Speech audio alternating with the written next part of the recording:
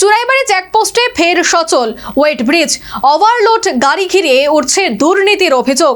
রাজস্ব ক্ষতিতে প্রশ্ন পরিবহন দফতরের ভূমিকা। রাজ্যের প্রবেশদ্বার চুরাইবাড়ি মডার্নাইজড চেকপোস্টে দীর্ঘ 1.5 মাস পর সচল হয়েছে বিকল ওয়েট ব্রিজ। আর তা চালু হতেই সামনে আসছে একের পর এক বিস্ফোরক অভিযোগ। প্রশ্ন উঠছে, এতদিন কি তবে ওভারলোড পণ্যবাহী গাড়িকে ইচ্ছাকৃতভাবেই ছাড় দেওয়া হচ্ছিল? আরও অভিযোগ, ওয়েট ব্রিজ বিকল থাকার সুযোগে অতিরিক্ত বোঝায় পাথরবাহী গাড়ি অবাধে রাজ্যে প্রবেশ করছে। এতে রাজ্য সরকারের কোটি কোটি টাকার রাজস্ব ক্ষতি হয়েছে বলেও দাবি স্থানীয়দের। সবচেয়ে বড় প্রশ্ন, 1.5 মাস ধরে গুরুত্বপূর্ণ ওয়েট ব্রিজ বিকল থাকলেও কেন দ্রুত মেরামতের উদ্যোগ নেওয়া হয়নি?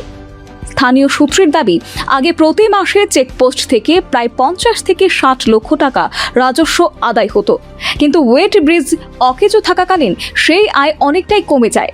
তাহলে হারিয়ে যাওয়া সেই বিপুল অর্থ কোথায় গেল? কারা লাভবান হলো এই পুরো ঘটনায়?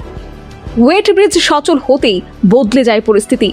জানা গেছে, ওয়েট মেশিন অচল থাকা অবস্থায় অসংখ্য ওভারলোড গাড়ি চেকপোস্টে এসে বিপাকে পরে রাস্তার ধারে পাথর নামিয়ে অতিরিক্ত বোঝা কমানোর চেষ্টা চলে।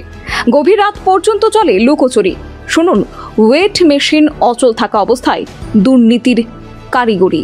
এক্ষেত্রে কিন্তু সাংবাদিকদের কাছে সদুত্তর দিতে পারলেন না সংশ্লিষ্ট কর্তৃপক্ষ।